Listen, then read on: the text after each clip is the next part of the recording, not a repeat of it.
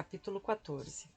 Bato com as unhas na antiga escrivaninha de Dainha enquanto Barata atrás a prisioneira. O nome dela é Asha, anuncia ele. Lady Asha. A Asha está magra e tão pálida que parece meio cinzenta. Não se parece muito com a mulher sorridente que vi no globo de cristal. Ela está olhando ao redor em êxtase. É claro que parece satisfeita de estar de fora da Torre do Esquecimento. Seus olhos famintos absorvem cada detalhe da sala sem graça.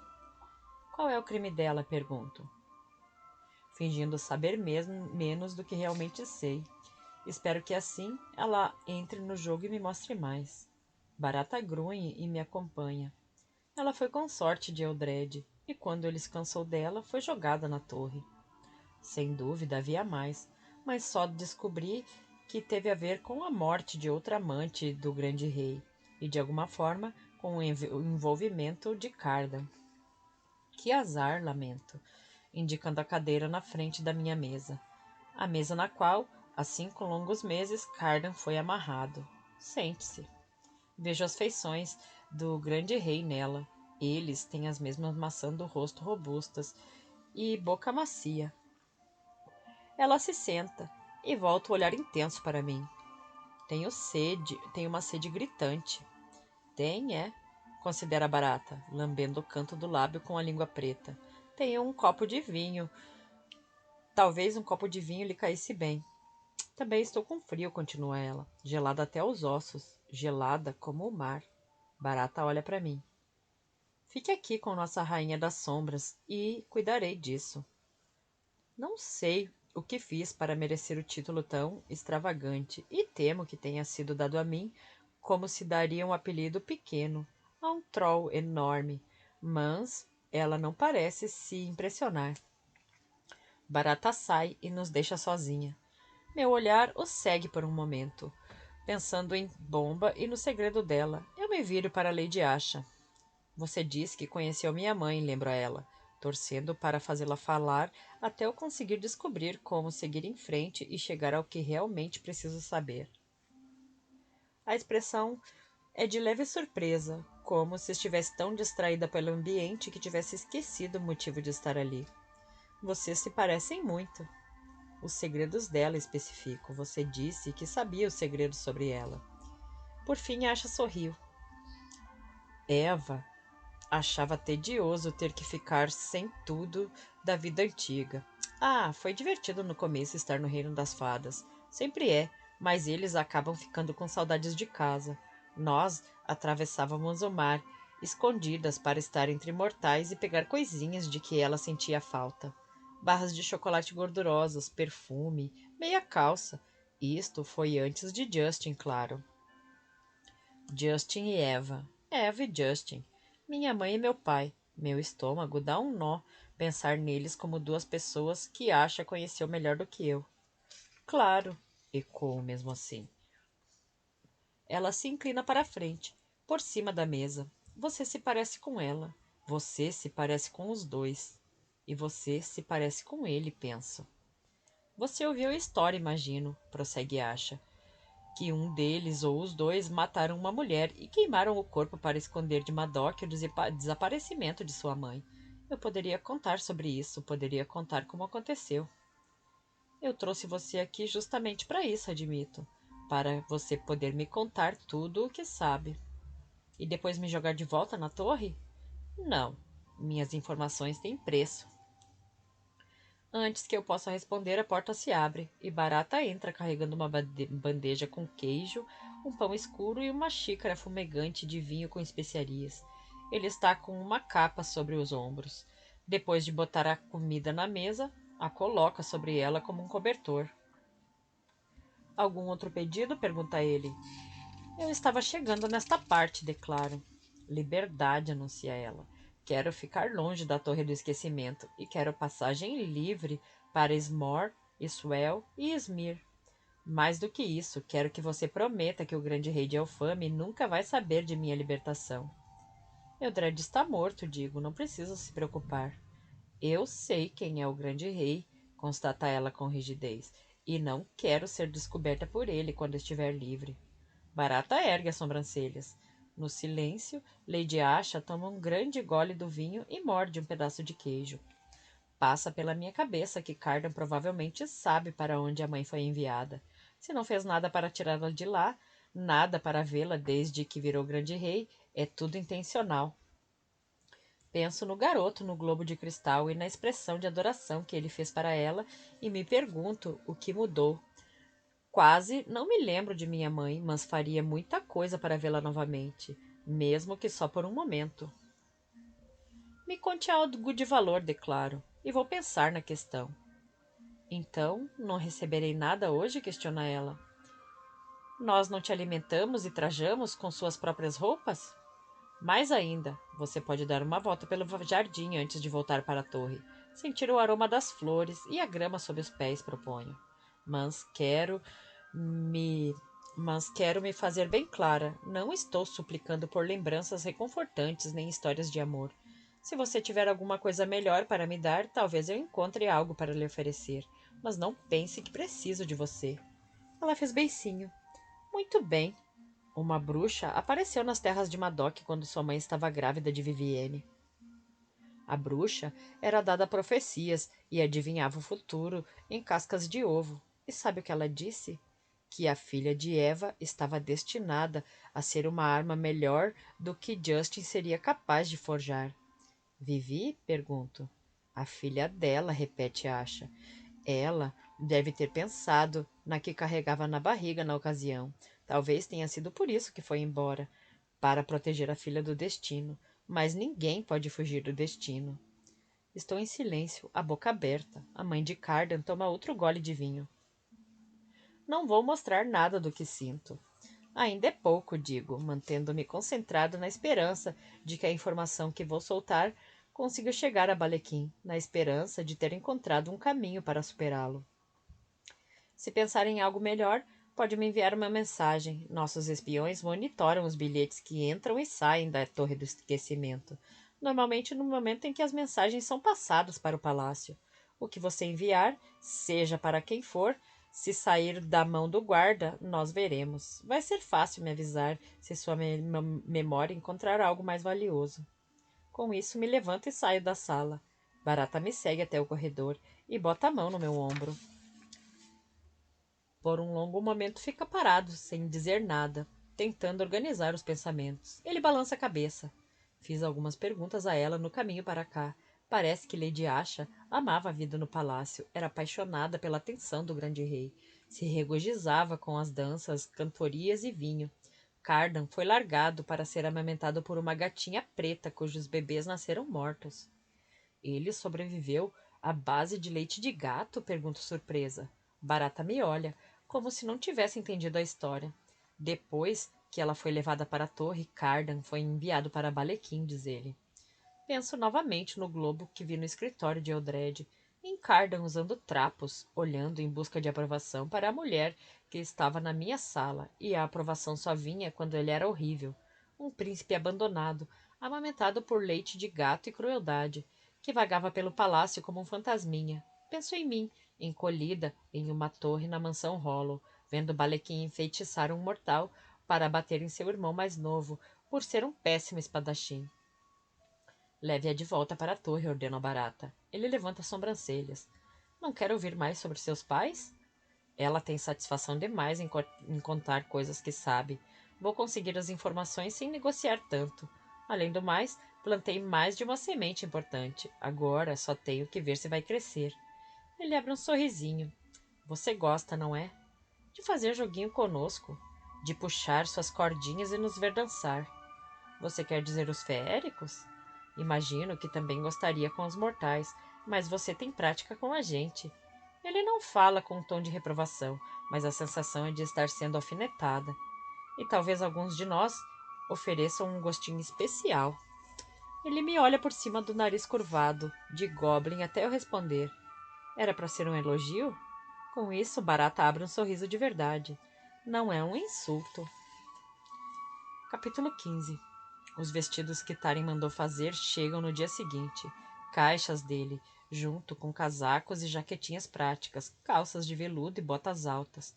Tudo parece pertencer a alguém feroz, a alguém ao mesmo tempo melhor e pior do que eu. Eu me visto e antes de terminar, Taterfel entra. Ela insiste em pentear meu cabelo e o prender com um pente novo, entalhado na forma de um sapo, com uma única pedra de crisobério como olho. Eu observo meu reflexo usando um casaco de veludo preto com detalhes prateados e penso no cuidado que Taryn escolheu a peça. Quero pensar nisso e em mais nada.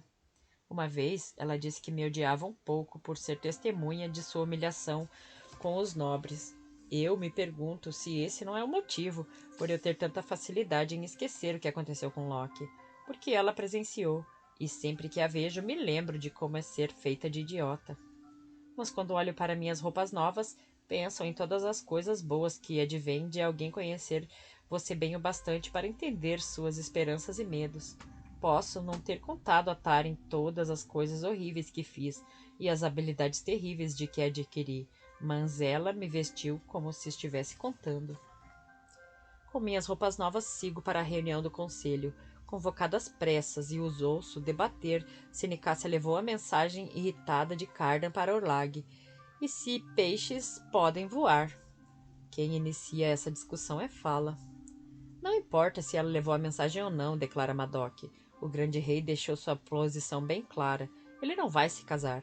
Então temos que supor que Orlag vai cumprir as ameaças, o que quer dizer que ela vai atrás do sangue dele. Você está indo rápido demais, observa Randalin.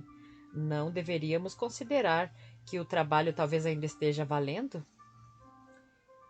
De que adianta considerar isso? Questiona Miquel, com um olhar de lado para Newar.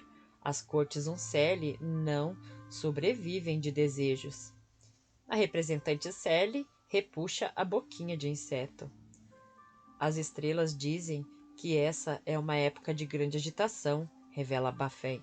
Vejo um novo monarca a caminho, mas se isso é sinal de Cardan deposto, de Orlag derrubada ou de Nicásia virando rainha, não sei dizer. Tenho um plano, diz Madoc. Oak estará aqui em Elfame em breve.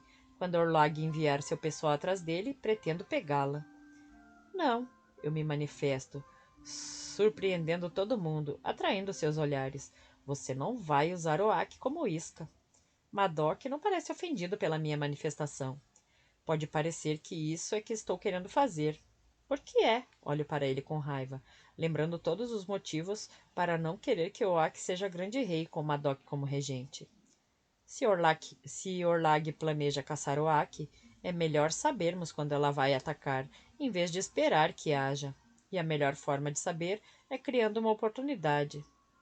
Que tal remover a oportunidade, sugiro. Madoc balança a cabeça. Isso não passa dos desejos contra os quais Miquel se manifestou. Eu já escrevi para Vivienne. Eles planejam chegar em uma semana. A Ock não pode vir para cá, exclamo. Já era ruim antes, mas agora está pior. Você acha que o mundo mortal é seguro? Madoc dá uma risada debochada. Acha que o reino submarino não é capaz de chegar a ele lá? Aoki é meu filho. Eu sou o grande general de Elfame e sei o que faço. Pode fazer o que quiser para protegê-lo, mas deixe o resto comigo. Agora não é hora de ataque de nervos. Eu trinco os dentes. Nervos? Ele me olha com firmeza. É fácil arriscar a própria vida, não é?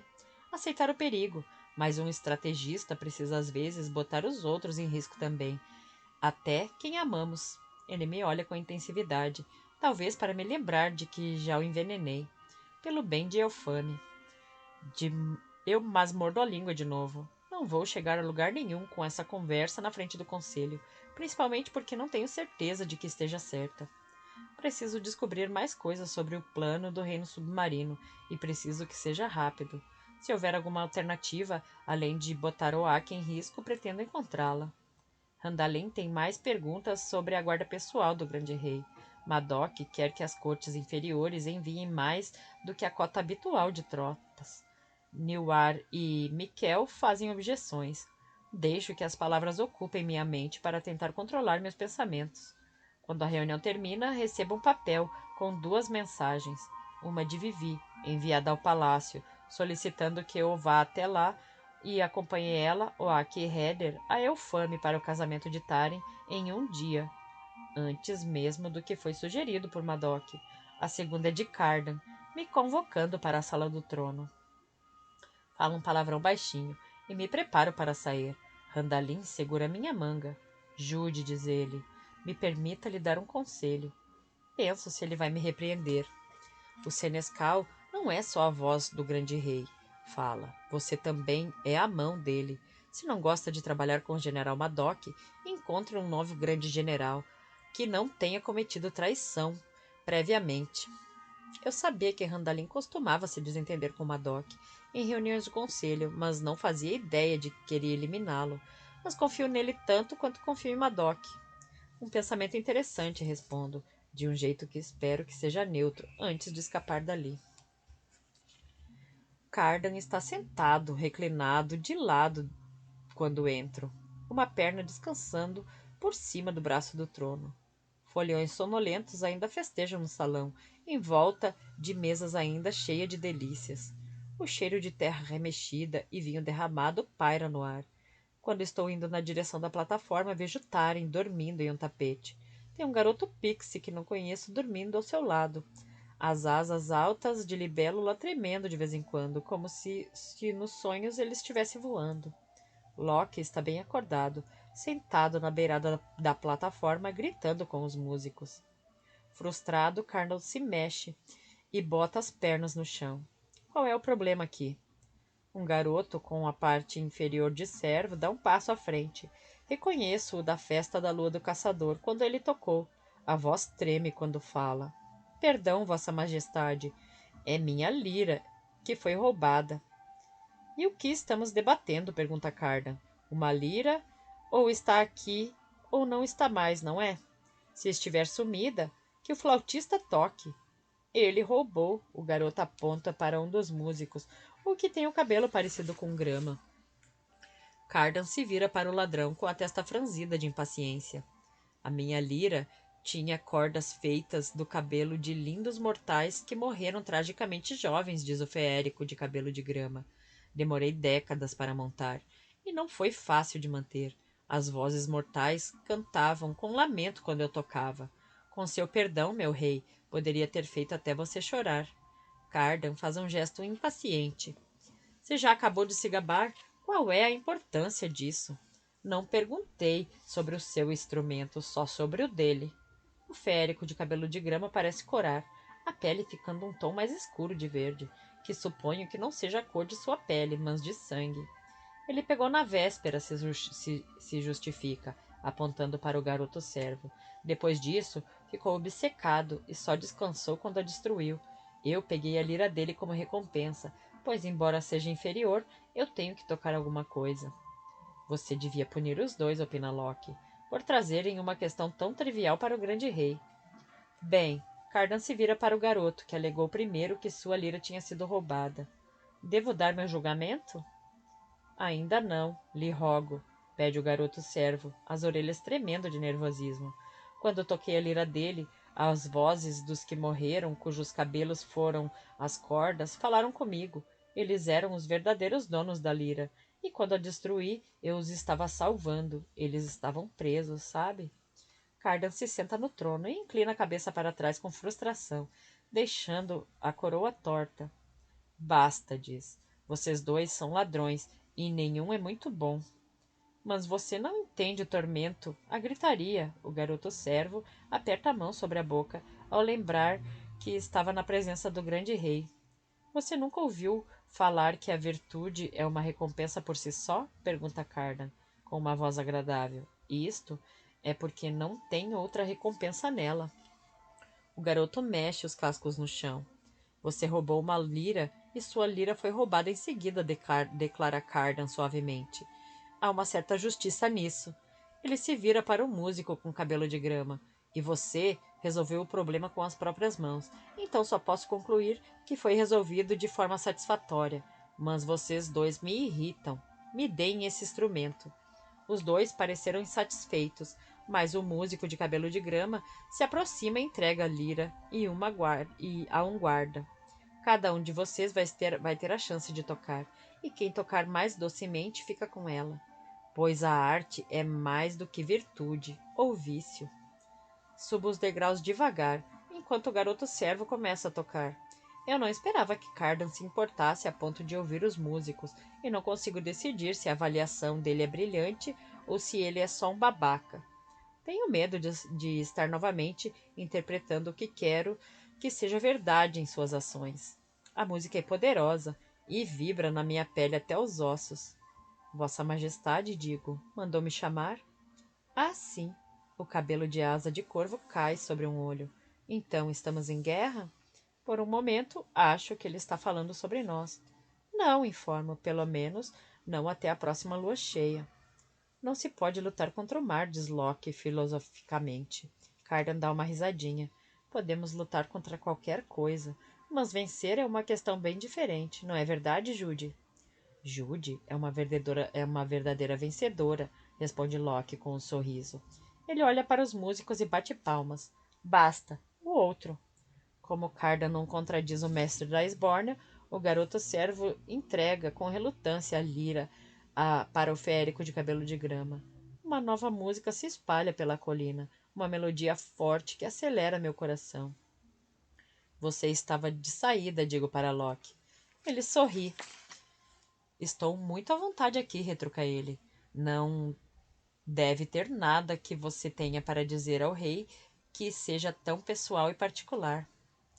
Pena que você nunca vai descobrir. Vá agora. Penso no conselho de Randelin, o lembrete dele de que tenho poder. Talvez eu tenha, mas ainda não consigo me livrar de um mestre da Esbórnia por meia hora. Imagine de um grande general, que também é mais ou menos meu pai. Saia, Cardan ordena para Loki. E não, eu não a chamei aqui para o seu prazer. Você é um ingrato. Se realmente gostasse de mim, teria chamado Judy exatamente para isso, profere Loki enquanto desce da plataforma. Leve Taren para casa, digo para ele de costas. Se não fosse por minha irmã, eu daria um soco na cara dele. Loki gosta de você, assim acho, diz Cardan, de bochechas rosadas e furiosa.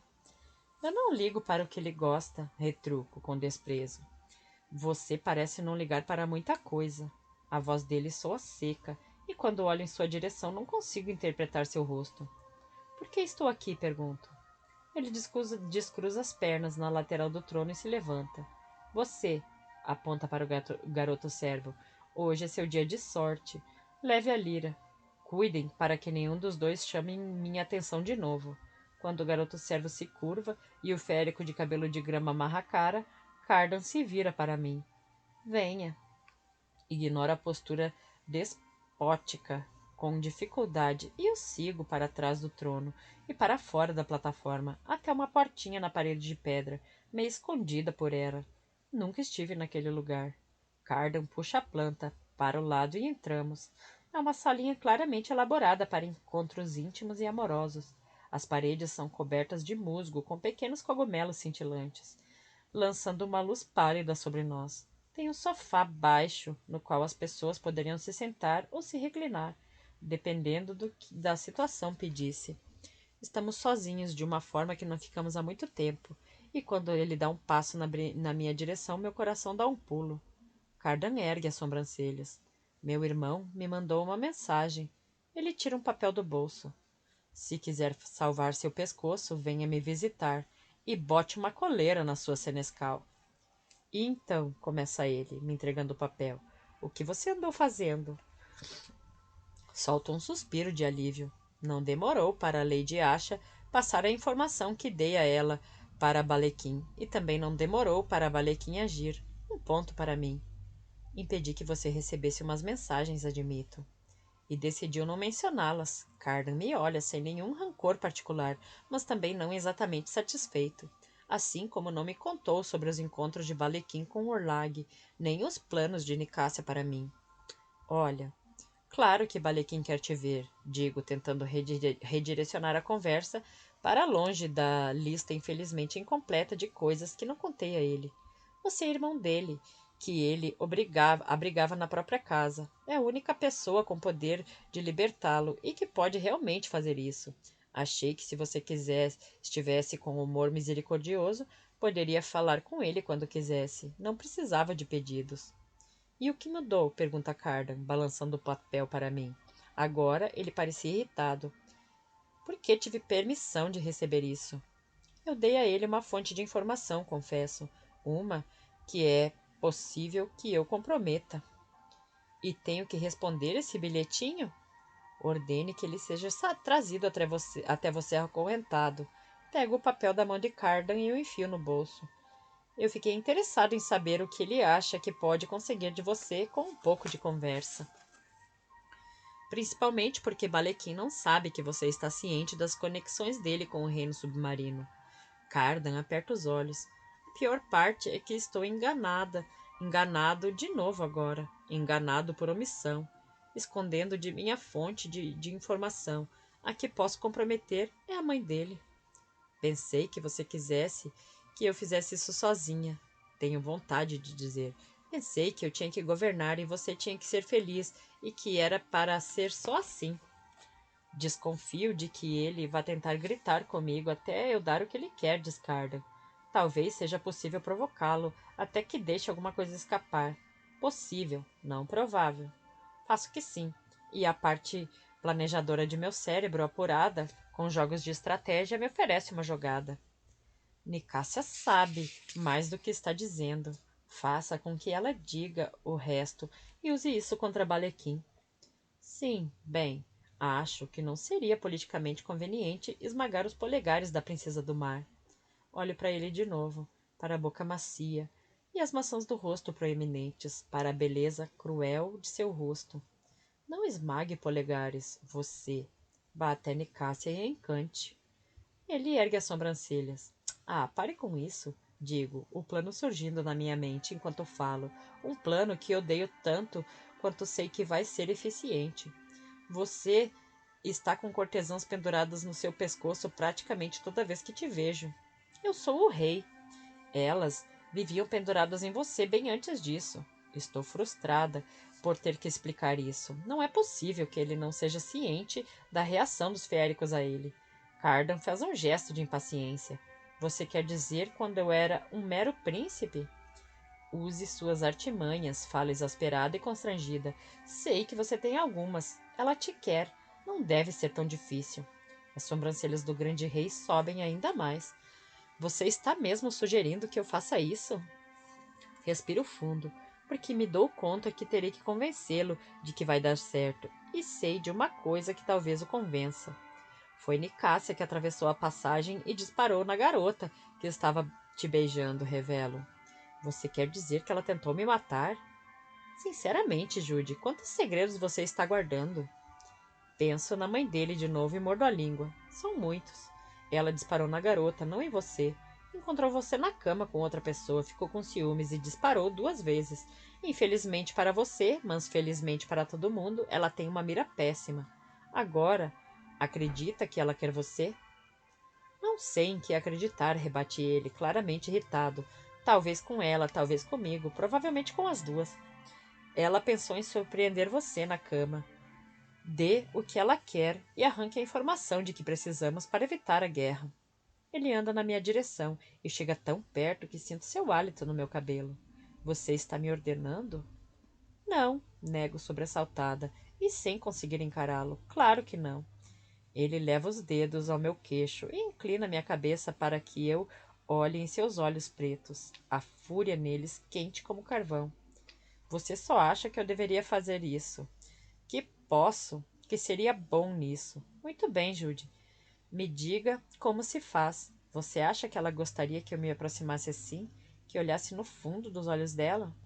Meu corpo está em alerta, vibrando de desejo, constrangedor em sua intensidade. Ele sabe. Sei que ele sabe. Provavelmente, cedo, minha voz saindo um pouco trêmula. Faça aquilo que costuma fazer. Ah, não, provoca ele, a voz cheia de fúria, quase descontrolada. Se você quer que eu banque o prostituto, ao menos me dê o benefício de seu conselho. Os dedos cheios de anéis percorrem minha bochecha, a linha do lábio, e descem pelo pescoço. Sinto-me tonta e sufocada. Devo tocá-la assim? Pergunta ele.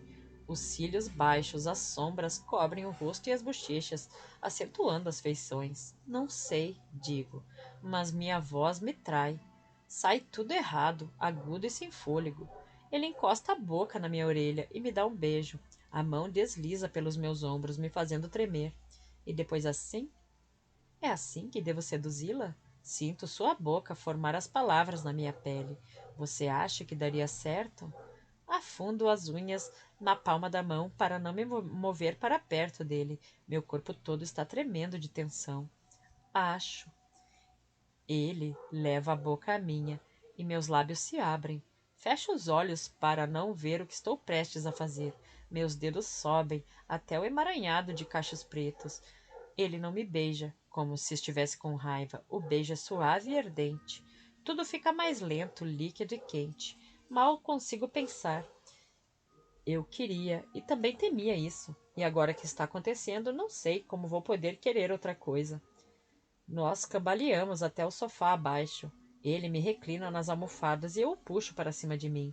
Sua expressão está idêntica à minha, de surpresa e um pouco de horror. Diga de novo o que você disse na festa, sussurra ele, o corpo sobre o meu. O quê? Mal consigo pensar.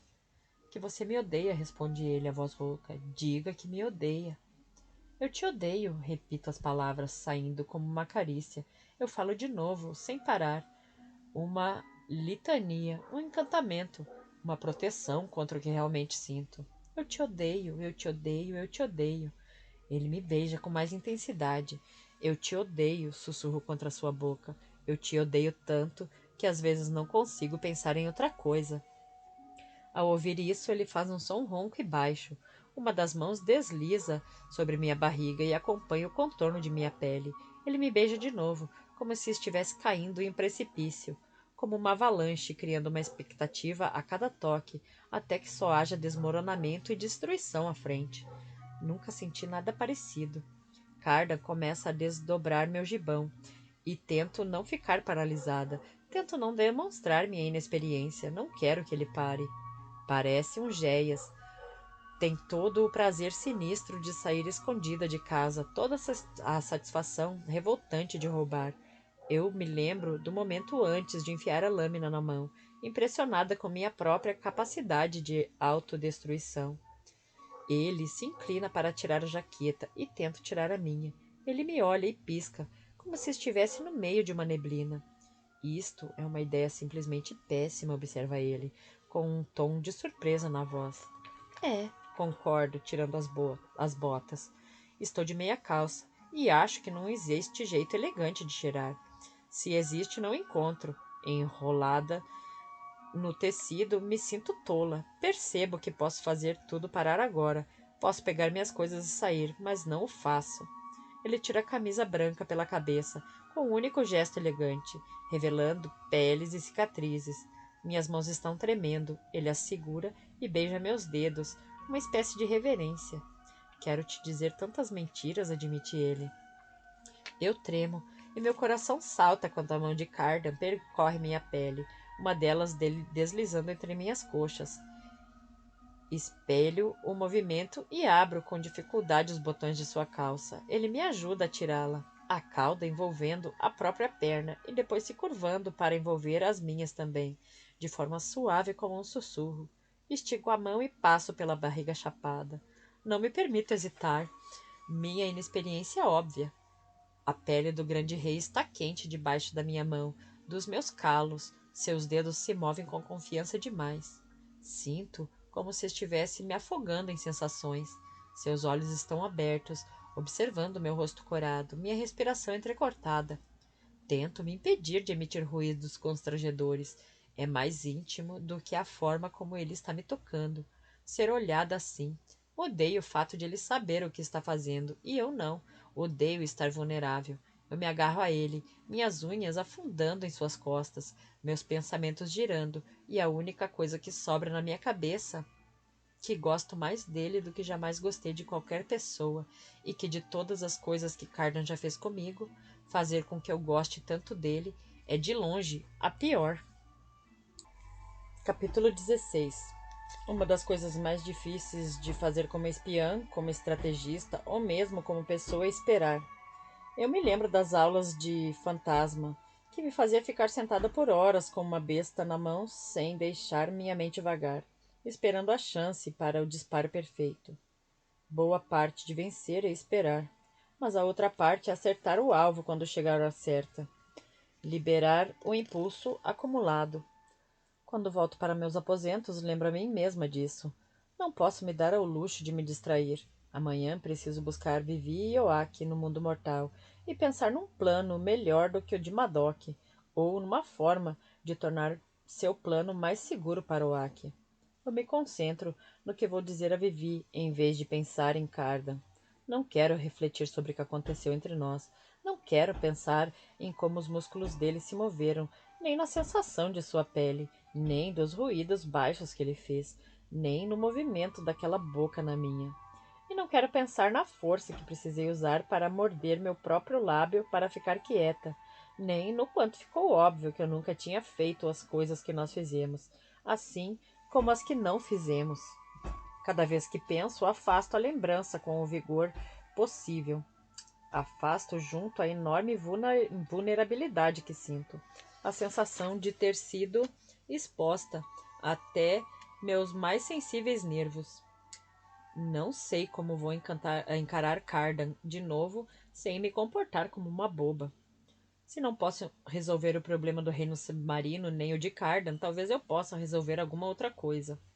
É um alívio vestir um terno de tecido escuro e botas altas de couro, prender lâminas nos meus punhos e panturrilhas. É um alívio fazer uma coisa física, ir para a floresta e andar silenciosamente até a casa mal protegida.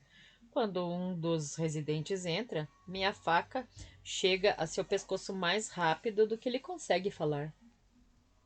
Loki, cumprimento docemente, está surpreso? Ele se vira para mim, o sorriso deslumbrante hesitando. Minha flor, o que houve? Depois de um momento de surpresa, percebo que ele acha que sou Taren. Ele não consegue mesmo perceber a diferença entre nós? O buraco negro, onde meu coração deveria estar, fica satisfeito com a ideia. Se você acha que minha irmã colocaria uma faca no seu pescoço, talvez você deveria adiar a noite de núpcias, debocho, dando um passo para trás e indicando uma cadeira com a ponta da faca. Vá, sente-se. Locke faz um movimento para se sentar, mas eu chuto a cadeira para trás e ele cai no chão, rola e faz uma cara feia de indignação. Que grosseria! Locke só diz isso, mas tem uma coisa em seu rosto que não estava lá antes. Medo. Por 5 meses, tentei usar todo o controle que aprendi ao longo de uma vida, mantendo a cabeça baixa. Tentei me comportar como se só tivesse um pouco de poder, o poder de uma serva importante, e ainda assim ter em mente que eu estava no comando. Um ato de equilíbrio que me fez pensar na lição de Valmorén sobre o malabarismo. Eu permiti que a situação de Locke saísse do controle. Posiciono o pé no peito dele e pressiono levemente para lembrá-lo de que, se eu usasse um pouco mais de força, poderia quebrar esse osso. Cansei de ser educada. Não vamos fazer joguinhos de palavras nem criar charadas. Humilhar o grande rei é má ideia. Me humilhar é péssima ideia. Ficar enrolando minha irmã é pura burrice. Será que você achou que eu estava ocupada demais para me vingar? Ora, Loki, quero que você entenda que para você eu vou sempre arrumar tempo. O rosto dele fica pálido.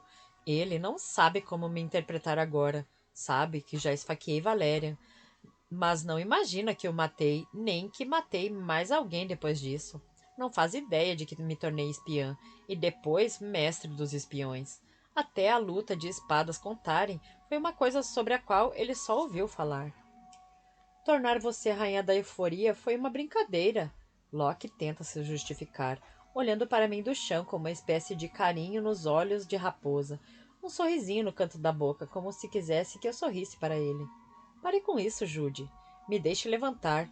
Devo mesmo acreditar que você faria mal a mim? Minha voz ganha um tom doce, claramente fingido. Você já me acusou de fazer um grande jogo. Como foi que você chamou? O jogo de reis e príncipes, de rainhas e coroas. Mas, para jogar bem, preciso ser impiedosa. Ele começa a se levantar, mas coloco mais força no pé e mudo a posição da faca. Ele para de se mexer. Você sempre gostou de histórias, lembro. Disse que queria criar fagulhas para tramas. Bem, o enredo de uma gêmea que mata o noivo da irmã é bom, não acha? Ele fecha os olhos e estica as mãos vazias. Calma, Jude. Talvez eu tenha exagerado, mas não consigo acreditar que você queira me matar por isso. Sua irmã ficaria arrasada. Melhor que ela nem chegue a ser esposa do que acabar sendo viúva, provoco. Mas tiro o pé do peito dele. Locke se levanta devagar e bate a sujeira da roupa. Quando está de pé, olha ao redor, como se não reconhecesse a própria casa, agora que a viu do ângulo do chão. Você está certo, continuou. Não quero fazer mal a você. Nós seremos da mesma família. Você vai ser meu irmão e eu sua irmã. Vamos ser amigos. Para isso, preciso que você faça algumas coisas por mim. Primeiro, pare de tentar me deixar pouco à vontade. Pare de tentar me transformar numa personagem de um de seus dramas. Escolha outro alvo para tecer suas histórias. Segundo, seja qual for seu problema com Cardan, seja lá o que for que levou você a querer se divertir tanto brincando com ele, a achar que seria divertido roubar a amante de Cardan e trocá-la por uma garota mortal, como se você quisesse que ele soubesse que a coisa mais querida dele não valia nada para você, pare. Seja lá o que for que você fez decidir que eu seria a rainha da euforia para atormentá-los com os sentimentos que você desconfia que ele tinha, pare. Ele é o grande rei e esse jogo é perigoso demais. Perigoso, repete ele, mas divertido. Eu não sorrio. Humilhe o rei perante a corte e os cortesões vão espalhar boatos, e os súditos se esquecerão de sentir medo. Em pouco tempo, as cortes inferiores vão achar que podem agir contra ele. Quando fica claro que a cadeira quebrada não vai mais ficar de pé, sozinha, Locke se apoia sobre a mesa. Ah, tudo bem. Você está com raiva de mim, mas pense. Você pode ser a Senescal, e obviamente fascinou o grande rei com seus quadris e seus lábios e sua pele mortal quente. Mas sei que no seu coração, apesar do que ele possa ter prometido, você ainda o odeia. Adoraria vê-lo rebaixado perante toda a corte.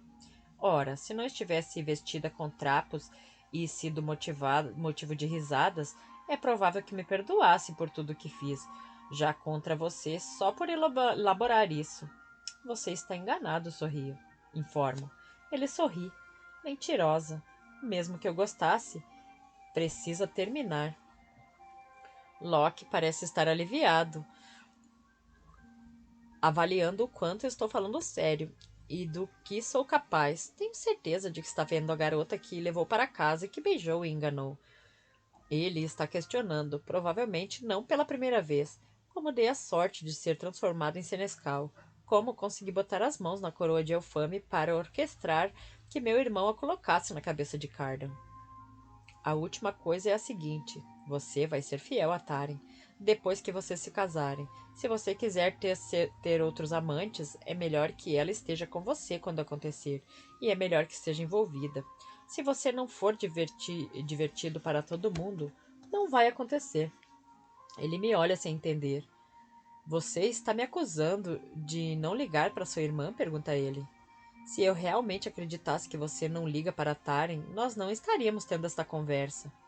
Ele solta um longo suspiro. Você me mataria? Se você estiver de brincadeira com Taren, Madoc vai fazer as honras. Eu nem terei a oportunidade. Guardo a faca e vou na direção da porta. Sua família ridícula vai acabar se surpreendendo ao descobrir que nem tudo se resolve matando, grita Locke atrás de mim. Nós ficaríamos mesmo surpresos ao descobrir isso, respondo. Capítulo 17.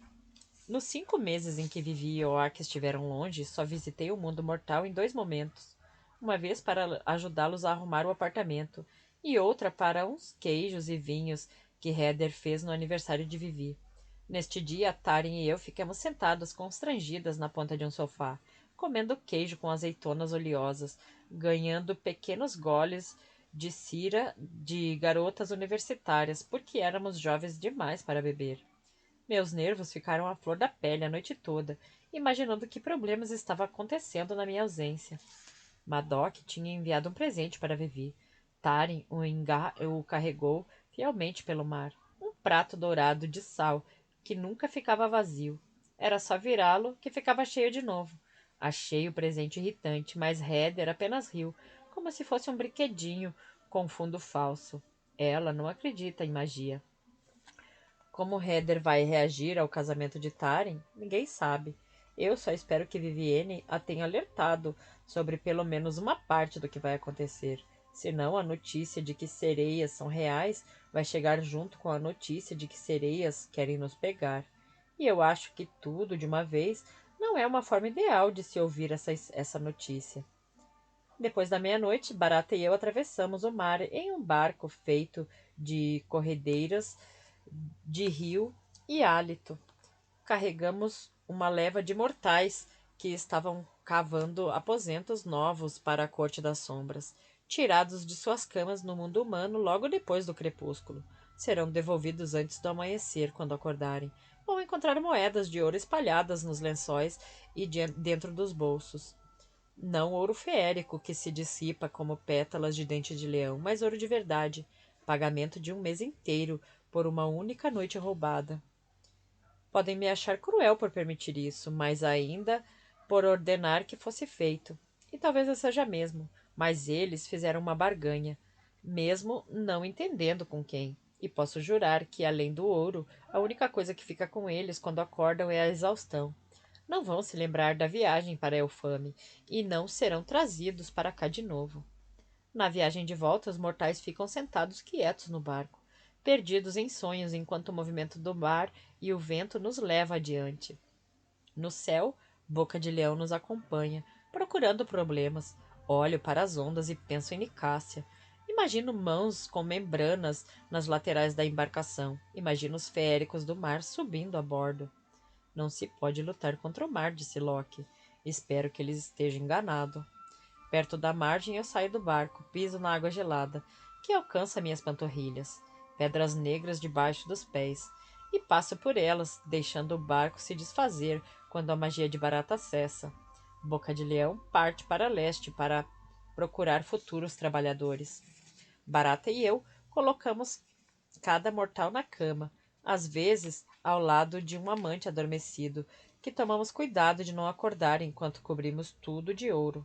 Sinto-me como uma feérica numa história, andando pé ante pé pelas casas, podendo roubar a nata do leite ou fazer nós nos cabelos das crianças. Esse costumava ser meu trabalho solitário, diz Barata, quando terminamos. Sua companhia foi um prazer. Ainda temos algumas horas antes do amanhecer e a hora de acordar. Vamos jantar. É verdade que ainda estava cedo para buscar Vivi, Heather e Oak. Também é verdade que estou com fome. Estou com mania de adiar a hora de comer, até estar faminta. Sinto-me um pouco como uma cobra, ou morrendo de fome, ou engolindo um rato inteiro. Tudo bem. Barata sugere irmos a uma lanchonete. Não conto que nunca fui a uma. Sigo atrás dele pela floresta e saímos perto de uma rodovia. Do outro lado da estrada há um prédio iluminado e muito reluzente, de tanto cromo. Há uma placa que diz que fica aberto 24 horas. O estacionamento é enorme e vários caminhões já estão parados lá. Quase não tem trânsito nessa madrugada e atravessamos a rodovia com facilidade. Lá dentro, sento-me com obediência no compartimento que Barata escolhe. Ele estala os dedos e a caixinha ao lado de nossa mesa ganha vida tocando música. Eu me encolho de surpresa e ele ri. Uma garçonete se aproxima da mesa, carregando atrás da orelha uma caneta com tampa bem mastigada, como nos filmes. Alguma bebida? Pergunta. As palavras emboladas, e leva um momento para entender que ela fez uma pergunta. Café, pede Barata, preto como os olhos do grande rei de Elfame. A garçonete só olha para ele por um tempo, rabisca alguma coisa no bloco que tem nas mãos e volta a olhar para mim. A mesma coisa, digo, sem saber o que mais poderia pedir. Quando ela se afasta, abro o cardápio e olho as fotos. Acontece que lá tem de tudo. Pilhas de comida. asas de frango brilhantes cobertas de molho, acompanhadas de potinhos com mais molho, uma pilha de batatas cortadas e fritas com salsichas crocantes e ovos borbulhantes, tortas de trigo maiores que minha mão aberta, com manteiga e xarope brilhante. Sabia que seu povo já achou que os feéricos vieram a este mundo e tiraram a parte saudável da comida mortal? E vieram? Pergunto com um sorriso. Ele dá de ombros. Alguns truques ficam perdidos no tempo, mas admito que a comida mortal tem muita substância. A garçonete volta com a caneca de café quente e aqueço minhas mãos nela enquanto Barata pede picles fritos e asas de frango, um hambúrguer e um milkshake. Eu peço uma omelete com cogumelos e uma coisa chamada queijo pepper jack. Ficamos sentados em silêncio por um momento. Vejo Barata abrir pacotes de açúcar e virar na caneca. Não faço nada na minha, estou acostumada com bebidas com chantilly em cima que Vivi levava para mim, mas há algo de satisfatório em tomar café assim, quente e amargo, preto como os olhos do grande rei de Alfame. E então, Barata quebra o silêncio. Quando você vai contar ao rei sobre a mãe dele? Ela não quer que ele saiba. Barata franze a testa. Você fez melhorias na Corte das Sombras. Você é jovem e é ambiciosa, de uma forma que talvez só os jovens possam ser. Eu te avalio por 3 coisas, e 3 coisas apenas. O quanto é sincera conosco, o quanto é capaz e o que quer para o mundo. E onde Lady Asha se encaixa nisso tudo? Pergunto, enquanto a garçonete chega com nossa comida. Porque já estou sentindo que tem alguma coisa. Você não começou com aquela pergunta por nada. Minha omelete é enorme, um galinheiro inteiro de ovos. Os cogumelos têm formas idênticas, como se alguém tivesse moído cogumelos de verdade e feito versões novas com cortadores de biscoito. O gosto também é assim. Com a comida de barata empilhada do outro lado, a mesa logo fica lotada e pesada. Ele come um pedaço de asa de frango e lambe os lábios com a língua preta. Cardan faz parte da Corte das Sombras. Nós podemos fazer jogos com o mundo, mas não fazemos jogos uns com os outros. Esconder mensagens de Balequim é uma coisa, mas a mãe dele... Ele sabe que ela não está morta? Você está escrevendo uma tragédia sem motivo, digo. Não temos razões para acreditar que ele não sabe. E Cardan não é um de nós. Ele não é espião. Barata morde o último pedaço de cartilagem no osso de galinha e o quebra com os dentes. Já terminou o prato todo e, depois de empurrá-lo para o lado, começa a comer o picles. Você fez um acordo para que eu o treinasse e eu fiz isso. Prestigiação. Furtar coisas de bolsos, pequenas mágicas. Ele é bom. Penso na moeda sobre os dedos longos enquanto ele se agachava nos restos queimados dos aposentos. Faço cara feia para a Barata. Ele só ri. Não me olhe assim. Foi você quem fez o acordo. Mal me lembro desta parte de tão concentrada que estava em fazer com que Cardan aceitasse 1 ano e 1 dia de serviço. Se ele jurasse a mim, eu poderia colocá-lo no trono. Eu teria prometido bem mais do que aulas de espionagem. Mas quando penso na noite em que ele sofreu o disparo, a noite em que fez o truque com a moeda, não consigo deixar de pensar em Cardan me olhando na minha cama, embriagado e perturbadoramente embriagante. Me beije até eu ficar cansado de seu beijo. E agora ele está fingindo, não está? Continua Barata. Porque se ele for o verdadeiro grande rei de Elfame, o que devemos seguir até o fim dos dias, então somos um tanto desrespeitosos ao controlar o reino por ele. Mas se ele estiver fingindo, então ele é um espião de verdade e melhor do que a maioria de nós, o que o torna parte da Corte das Sombras. Eu tomo meu café em um gole escaldante. Nós não podemos falar sobre isso. Em casa não podemos mesmo, observa a Barata com uma piscadela. É por isso que estamos aqui. Eu pedi que ele seduzisse Nicásia. Sim, acho que fui um tanto desrespeitosa com o grande rei de Elfame. E Barata está certo. Cardan não se comportou como se fosse real demais para o meu pedido.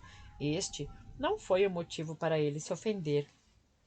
Tudo bem, cedo derrotada. Vou pensar em um jeito de falar com ele. Barata sorri.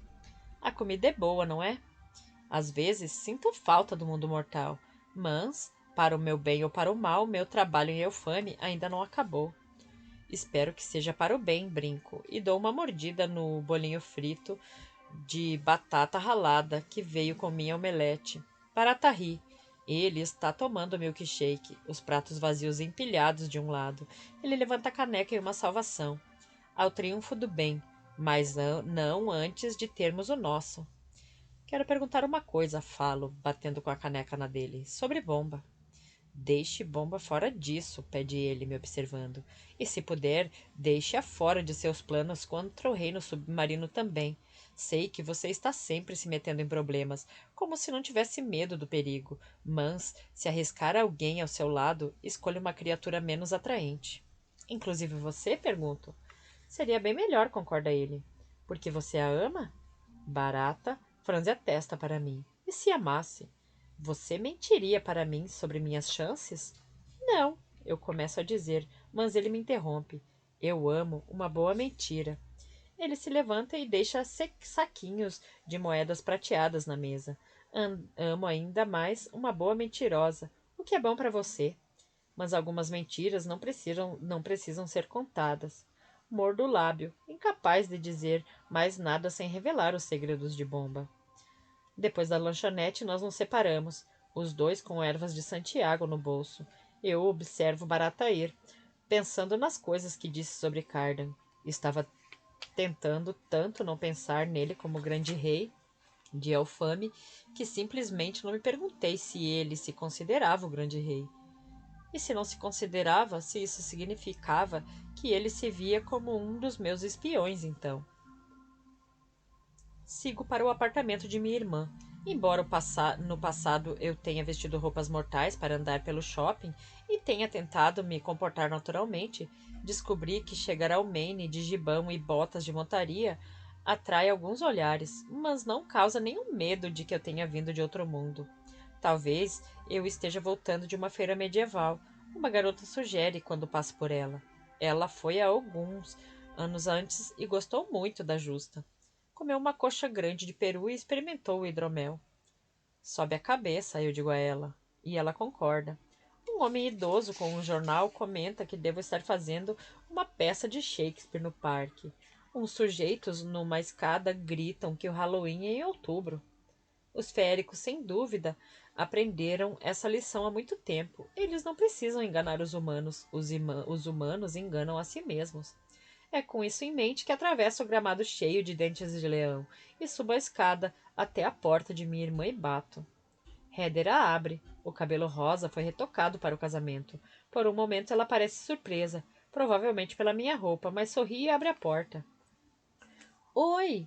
Obrigada por aceitar dirigir. Está quase tudo pronto. Seu carro é grande? Sem dúvida, minto, procurando Vivi pela cozinha com uma espécie de desespero. Como minha irmã mais velha está achando que isso vai rolar se não contou nada a Heather? Se ela acredita mesmo que eu tenho um carro e que vamos em vez de ramos de erva de Santiago. Jude, gritou Aki, pulando da cadeira em frente à mesa. Ele me envolve em seus braços. Podemos ir? Já estamos indo? Fiz presentes para todo mundo na escola. Vamos ver o que Vivi vai dizer, respondo. E o aperto. Ele está maior do que eu lembrava. Até os chifres parecem um pouco mais longos, apesar de ele não poder ter crescido tanto assim em tão pouco tempo, não é? Heather mexe em um botão e a cafeteira começa a funcionar. Oak sobe em uma cadeira, entorna cereal da cor de balas em uma tigela e começa a comer sem leite. Passo direto por ele e entro na sala. Lá fica a escrivaninha de Heather, cheia de canetas e tintas. Tem trabalhos impressos pendurados na parede acima.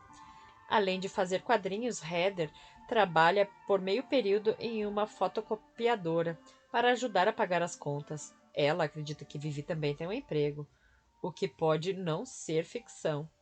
Há empregos para feéricos no mundo mortal, só que não é o tipo de emprego sobre o qual se conta para a namorada humana, principalmente se a pessoa, convenientemente, nunca mencionou que não é humana. A mobília delas é uma coleção de coisas de bazares de garagem, de centros de donativos e de coisas achadas na rua. Na parede há pratos velhos com animais engraçados de olhos grandes, bordados com frases ameaçadoras. A coleção de Heather de vinis, mais arte dela e desenhos de giz de cera feitos por Oak. Em um dos desenhos, Vivi, Heather e Oaker estão juntos, representados como ele os vê. A pele escura e o cabelo rosa de Heather, a pele pálida e os olhos de gato de Vivi, os próprios chifres. Tenho certeza de que Heather acha fofo o fato de Oak ter desenhado a si mesmo e Vivi como monstros. Tenho certeza de que vê como sinal de criatividade. Isso vai ser horrível. Estou preparada para Heather gritar com a minha irmã. E Vivi bem que merece, mas não quero que ela magoe os sentimentos de Oak. Encontro Vivi no quarto, ainda fazendo as malas. É pequeno em comparação aos aposentos em que passamos a infância e bem menos arrumado do que o resto do apartamento. As roupas dela estão espalhadas para todo lado. Tem cachecóis jogados na cadeira, pulseiras no pé da cama e sapatos embaixo dela. Eu me sento no colchão. Para onde Heather acha que vai hoje? Vivi abre um grande sorriso. Você recebeu um recado. Parece que é mesmo possível enfeitiçar pássaros para fazer alguma coisa. Você não precisa de mim, lembro a ela. É perfeitamente capaz de fazer todos os cavalos de erva Santiago que precisa. Uma coisa que não consigo fazer.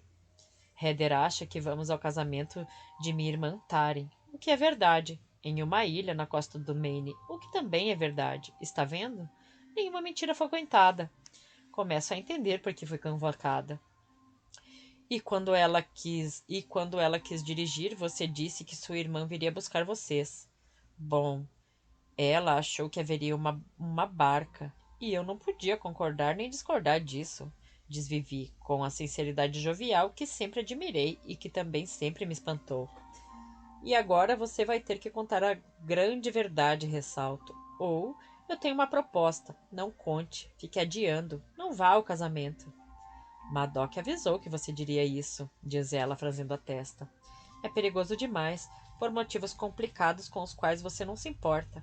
A rainha submarina quer que a filha se case com Cardan e está tramando com Balequim, que tem seus próprios interesses. Ela provavelmente está manipulando ele, mas como ela é melhor em ser pior, isso não é bom.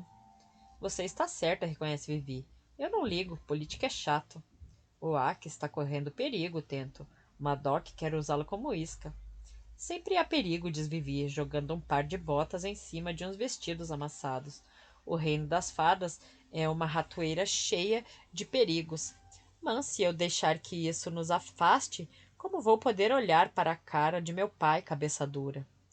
Vivi não para por aí. Sem mencionar minha irmã, cabeça dura, que vai nos proteger enquanto nosso pai orquestra suas tramas. Pelo menos foi o que ele disse. Solta um gemido. É típico dele me colocar em um papel que não posso negar, mas que serve ao propósito dele, e é bem o jeito dela me ignorar e acreditar que sabe mais. Alguém em quem você confia já te traiu. Há pessoas em quem mais confiei na vida foi Vivi. Confiei o Aki a ela, confiei a verdade, confiei meu plano. Eu sempre confiei nela, porque ela é minha irmã mais velha, porque ela não liga para o reino das fadas, mas passa pela minha cabeça que se ela me traísse, eu estaria ferrada. Eu queria que ela não ficasse me lembrando que vive falando com Madoc. E você confia no papai? Isso é novidade. Ele não serve para muita coisa, mas sabe bolar um plano, diz Vivi. O que não é tão tranquilizador. Venha, me conte sobre Taren. Ela está animada? Como posso responder? Locke conseguiu ser mestre da Esbórnia. Ela não está muito feliz com esse novo título, nem com o comportamento dele. Acho que grande parte da motivação de Locke para sair transando por aí é irritá-la. Isso não é chato, fala Vivi. Continua.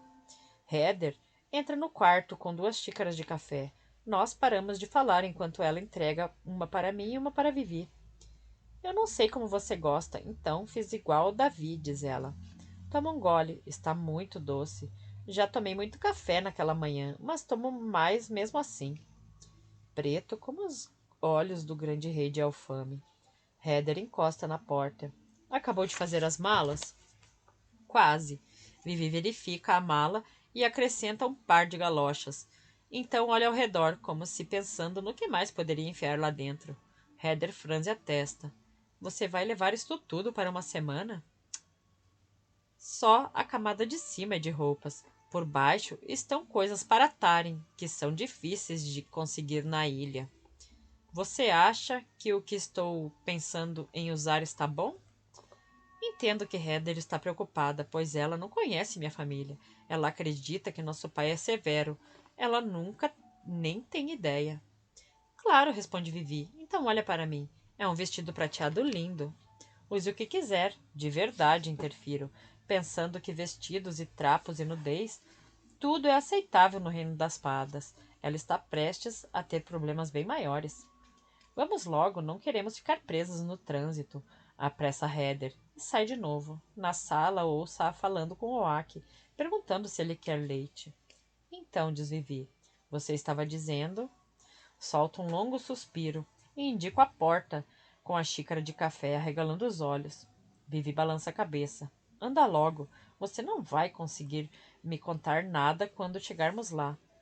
Você já sabe, digo. Loki vai fazer Taryn infeliz, mas ela não quer ouvir isso. Principalmente não quer ouvir de mim. Vocês já lutaram com espadas por causa dele, observa Vivi. Exatamente. Eu não sou objetiva, ou não pareço objetiva. Mas sabe o que fico pensando? Ela fecha a mala e se senta em cima para conseguir deslizar o zíper. Olha para mim com os olhos de gato idênticos ao de Madoc. Você manipulou o grande rei do reino das fadas para que te obedecesse, mas não consegue arrumar um jeito de manipular um babaca para fazer nossa irmã feliz. Não é justo.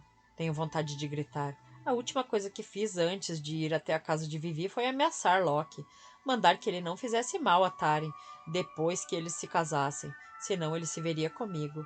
Mas as palavras dela me abalam mesmo assim. Não é tão simples. Ela suspira. Acho que nunca é. Capítulo 18. Aok segura minha mão e agarro a malinha dele pela escada na direção do estacionamento vazio. Olho para Heather. Ela está arrastando a mala uma, e umas cordas que disse que possamos usar para se tivermos que colocar uma das malas no teto do carro. Não contei que nem temos carro. E aí? Falo, olhando para Vivi. Ela sorri e estica a mão para mim. Pego os ramos de erva de Santiago no bolso e entrego a ela. Não consigo olhar para o rosto de Heather. Eu me viro para o Oak. Ele está pegando trevos de 4 folhas na grama, encontrando-os sem esforço e fazendo um buquê. O que você está fazendo? Pergunta Heather, intrigada. Não vamos de carro, vamos voar, responde Vivi. A gente vai para o aeroporto? Vivi ri. Você vai amar isso. Corcel, surja e nos leve aonde eu mandar. Há um ofego engasgado atrás de mim. Heather grita. Eu me viro, apesar de todos os meus esforços. O cavalo de erva de Santiago estão bem na frente do prédio. São pôneis amarelos com aparência de famintos, crinas finas e olhos de esmeralda, como cavalos marinhos em terra que ganham vida resfolegando e fungando. E quem também está na frente do prédio é Heather, as mãos sobre a boca. Surpresa! Exclama Vivi, continuando a se comportar como se fosse uma coisa muito sem importância. Oak, que claramente ansiava pelo momento, decide remover o próprio glamour e revela os chifres. Está vendo, Heather, diz ele. Nós somos mágicos. Está surpresa? Ela olha para Oak, para os pôneis de erva de Santiago monstruosos e se senta na mala. Tudo bem, diz ela. Isso é algum tipo de pegadinha. Mais um de vocês vai me dizer o que está acontecendo. Senão, vou voltar para dentro de casa e trancar todo mundo do lado de fora. O Aki fica desanimado. Ele realmente esperava que ela ficasse feliz. Passa o braço em volta dele e massageia o seu ombro. Venha, meu docinho, eu chamo. Vamos carregar as malas. Elas vêm depois. Mamãe e papai estão animados para te ver. Estou com saudades dele, revela o Aki, e de você também. Dou um beijo em sua bochecha macia quando o coloco no cavalo. Ele olha por cima do ombro para Heather. Atrás de mim, ouço Vivi começar a explicar. O reino das fadas existe. A magia existe, está vendo? Eu não sou humana e meu irmão também não. E nós vamos levar você para uma ilha mágica para ficar conosco durante uma semana toda. Não tenha medo, nós não somos assustadores. Consigo pegar as cordas das mãos trêmulas de Heather, enquanto Vivi mostra as orelhas pontudas e os olhos de gato, e tenta explicar porque nunca contou nada para ela antes. Nós definitivamente somos assustadores. Algumas horas depois, estamos na sala de Oriana. Heather, ainda perplexa e chateada, anda pelo ambiente observando as estranhas obras de arte na parede. As estampas sinistras de besouros e chifres no bordado dos tecidos.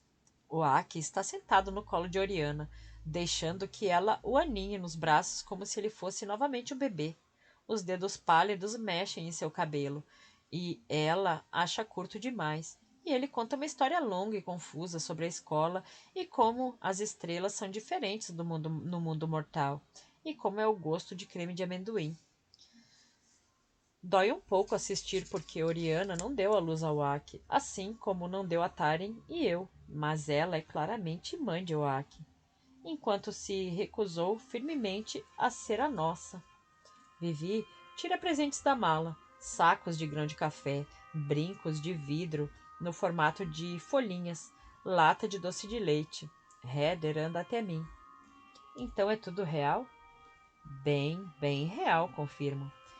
E é verdade que as pessoas são elfos? Que Vi é um elfo, como nas histórias? Heather olha ao redor de novo, com cautela, como quem espera que um unicórnio de cor de arco-íris irrompa pelo gesso e pelas ripas. É, digo. Ela parece meia confusa, mas não com raiva de Vivi, o que já é alguma coisa. Talvez a novidade seja maior que a raiva, pelo menos. Ou talvez Heather esteja honestamente satisfeita. Vivi estava certa sobre a forma como deveria contar a ela, e o encontro só levou alguns minutos para surgir. O que eu sei sobre o amor? E este lugar é? Ela para de falar. Oak é um tipo de príncipe. Ele tem chifres, e Vivi tem aqueles olhos. Olhos de gato, como os do pai. Muita coisa eu sei. Ele é meio assustador, diz Heather. Seu pai, desculpe. Quer dizer, o pai de Vi. Ela diz que ele não é seu pai de verdade. Eu me encolho. Embora tenha certeza de que Vivi não teve qualquer intenção de fazer aquilo, talvez nem tenha falado com essas palavras. Porque você é humana, Heather continua. Você é humana, né? Eu a sinto. E o alívio no rosto dela fica claro. Ela ri um pouco. Não é fácil ser humano no reino das fadas, digo. Vem andar comigo, vou te mostrar algumas coisas. Ela tenta chamar a atenção de Vivi, mas ela ainda está sentada no tapete remexendo na mala. Vejo mais badulaques, pacotes de alcaçuz, fitas de cabelo e um pacote grande embrulhado em um papel branco com fita dourada. A palavra parabéns por todo o comprimento. Sem saber o que fazer, Heather me segue. Vivi nem parece reparar.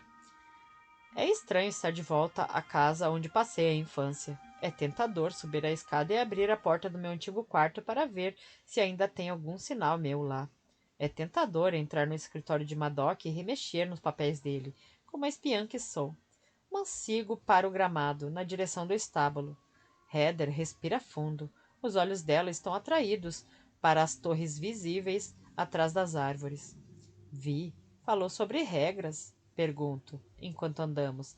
Heather balança a cabeça, claramente intrigada. Regras? Vivi ficou do meu lado muitas vezes, quando mais ninguém ficou.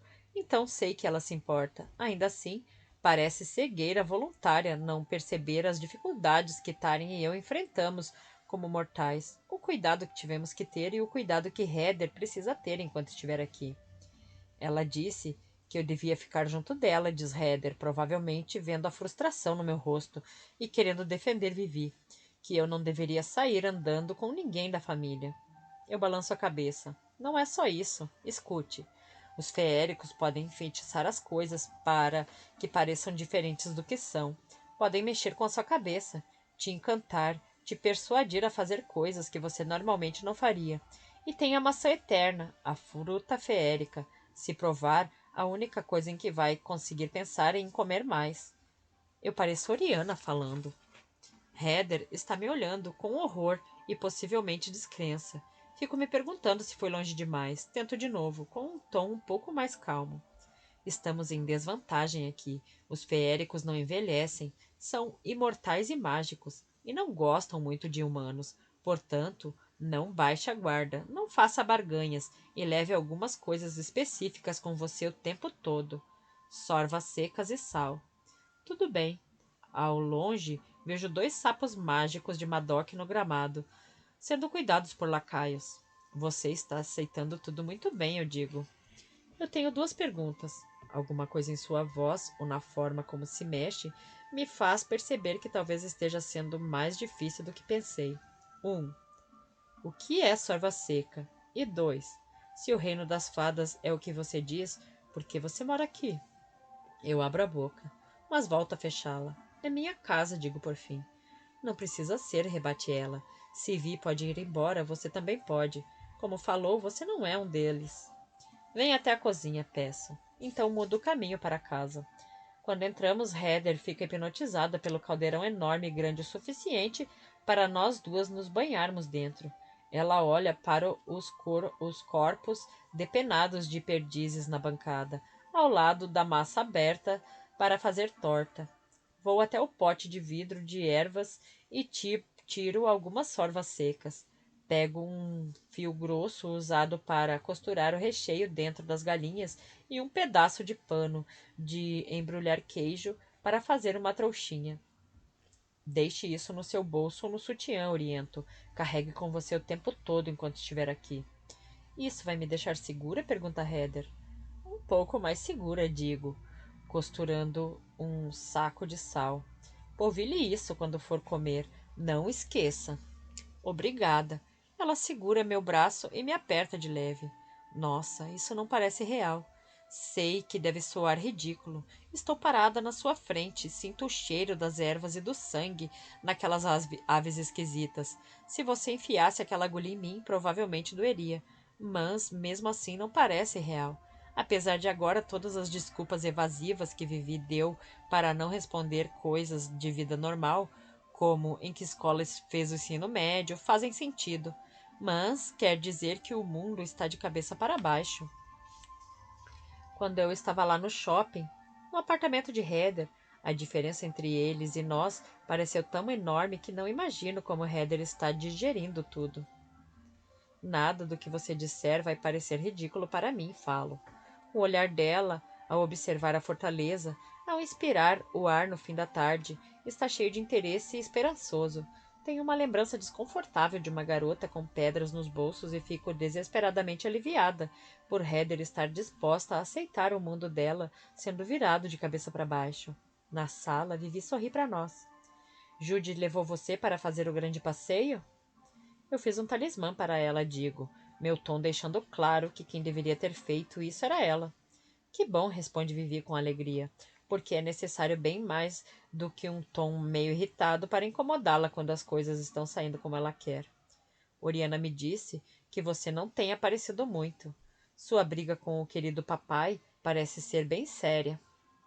Você sabe o que custou a ele, digo.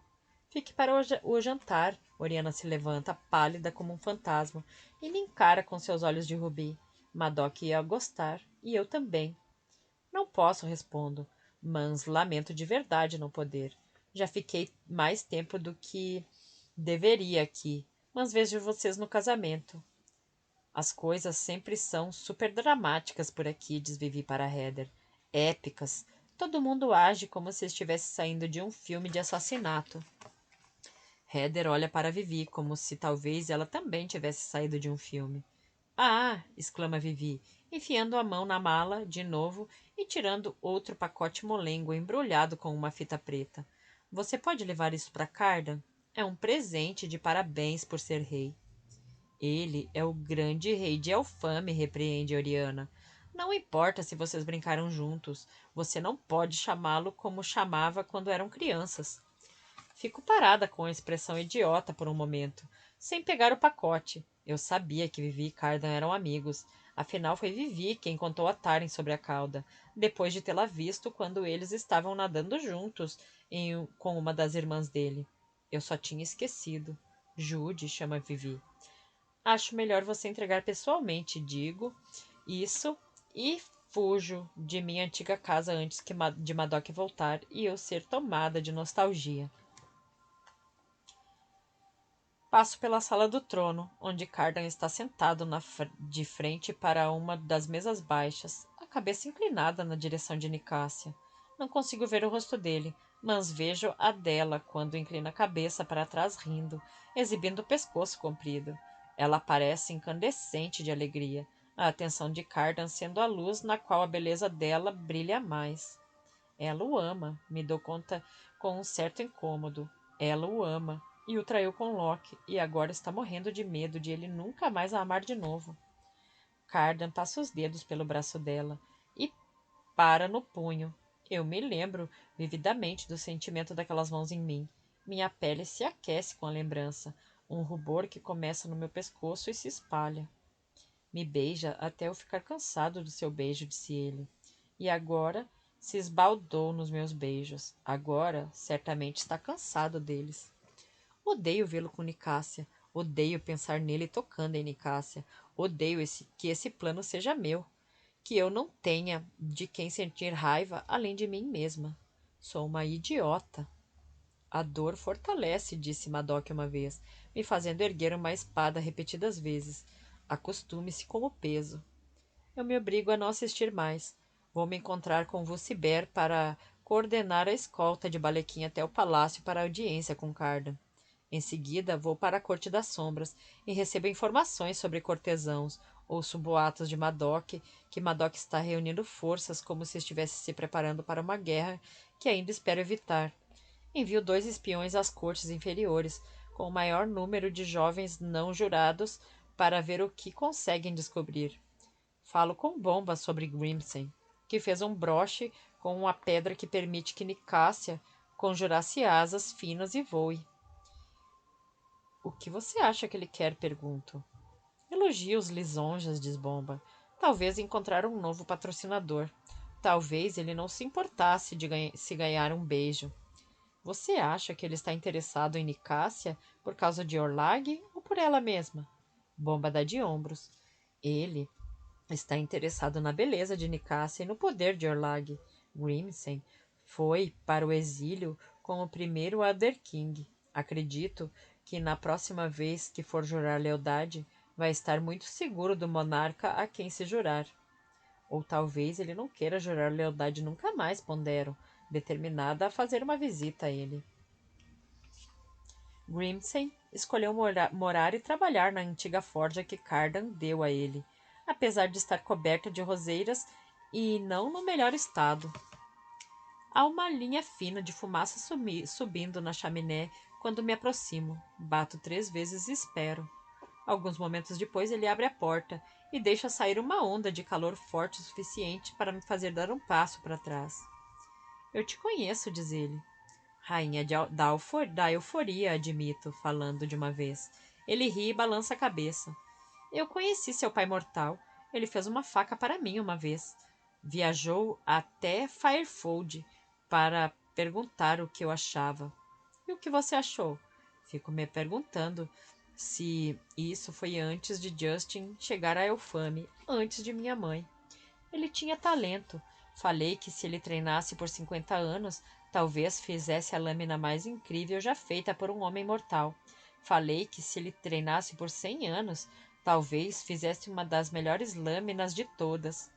Nada disso o satisfez. Então falei que revelaria um dos meus segredos. Ele poderia aprender tudo que aprenderia em 100 anos em apenas um dia, se fizesse uma barganha comigo, se abrisse mão de uma coisa que ele não queria perder. Ele fez a barganha? Pergunto. Grimsen pareceu satisfeito. Ah, como você gostaria de saber. Entre. Com um suspiro eu entro. O calor é quase insuportável e o fedor de metal domina meus sentidos. No aposento escuro, o que mais vejo é fogo. Minha mão vai até a faca na minha manga. Felizmente passamos pela forja e vamos para a parte habitacional da casa. Está desarrumada, todas as superfícies cobertas de coisas lindas, pedras, joias, lâminas e outros ornamentos. Ele pega uma cadeirinha de madeira para mim e se senta em um banco baixo. Grimsen tem um rosto abatido e enrugado, e o cabelo prateado está de pé, como se ele o tivesse puxado enquanto trabalhava. Hoje ele não está usando jaqueta com pedras, está usando uma túnica surrada de couro por cima de uma camisa suja de cinzas. Há 7 aros dourados pesados pendurados na orelha, pontuda e grande. O que atrasa minha forja? Pergunta ele. Eu estava com esperança de encontrar um presente para minha irmã. Ela vai se casar em poucos dias. Algo especial, então. Sei que você é um ferreiro lendário. Pensei que talvez não vendesse mais sua mercadoria. A fama não importa. Eu continuo sendo mercador, diz ele, levando as mãos ao peito. Ele parece feliz em ser elogiado. Mas é verdade que não negocio mais com moedas, só faço trocas. Eu deveria ter pensado que haveria um truque. Ainda assim, olho para ele e pisco. O retrato da inocência. O que eu posso lhe dar que você já não tenha? Vamos descobrir, diz ele. Me conte sobre sua irmã. É um casamento de amor? Deve ser, respondo, pensando, pois não há valor prático na união. Ele ergue a sobrancelha. Sim, entendi. E sua irmã se parece com você? Nós somos gêmeas. Pedras azuis, então, pela sua cor. Talvez um colar de lágrimas para que ela não precise derramar mais nenhuma? Um broche de dentes para morder maridos irritantes. Não, ele continua a andar pelo espaço, apertado. Ergue um anel. Para trazer um filho? Ao ver minha expressão, ele sugere um par de brincos, um deles em formato de lua crescente e um outro em formato de estrela. Ah, sim, aqui. É isso que você quer. O que fazem? O ferreiro ri. São lindos, isso não basta? Olho para Grimsey com ceticismo. Seria suficiente apenas pela beleza deles, mas aposto que não é só isso. Ele gosta da resposta. Um garoto inteligente. Além de serem lindos, eles aumentam a beleza, deixam uma pessoa mais linda do que realmente é. Dolorosamente mais linda. O marido dela não vai sair de perto por um bom tempo. A expressão no rosto do ferreiro é um desafio. Ele acredita que sou vaidosa demais para dar um presente desses para minha irmã. Como ele conhece bem o coração humano egoísta. Taren vai ser uma noiva linda. Será que eu, a irmã gêmea dela, quero me encobrir ainda mais sob sua sombra? Até que ponto posso suportar isso? Mas que presente melhor para uma garota humana casada com a beleza de um feérico? O que você desejaria por eles? Pergunto. Há várias coisinhas. Um ano de sua vida, o vigor do seu cabelo, o som da sua risada. Minha risada não é tão doce assim. Não doce, mas aposto que é rara, observa ele, e me pergunto como sabe disso. E as minhas lágrimas, sugiro. Você poderia fazer outro colar. Ele me olha, como se avaliando com que frequência eu choro. Aceito uma única lágrima, diz por fim, e você vai levar uma proposta ao grande rei por mim. Que tipo de proposta? Pergunto. Todos sabem que o reino submarino ameaçou a Terra. Diga para o seu rei que, se ele declarar guerra, farei uma armadura de gelo que vai destruir todas as lâminas que o acertarem e que vai deixar o coração dele frio demais para que sinta pena. Diga que farei 3 espadas, que, quando usadas na mesma batalha, lutarão com a força de 30 soldados. Fico chocada. Eu direi. Mas por que você iria querer isso? Ele fez uma careta e pega um pano para polir os brincos. Tem uma reputação a reconstruir, minha senhora, e não só como fazedor de badulaques. Houve uma época em que reis e rainhas me procuravam como suplicantes, em que eu fazia coroas e lâminas para mudar o mundo.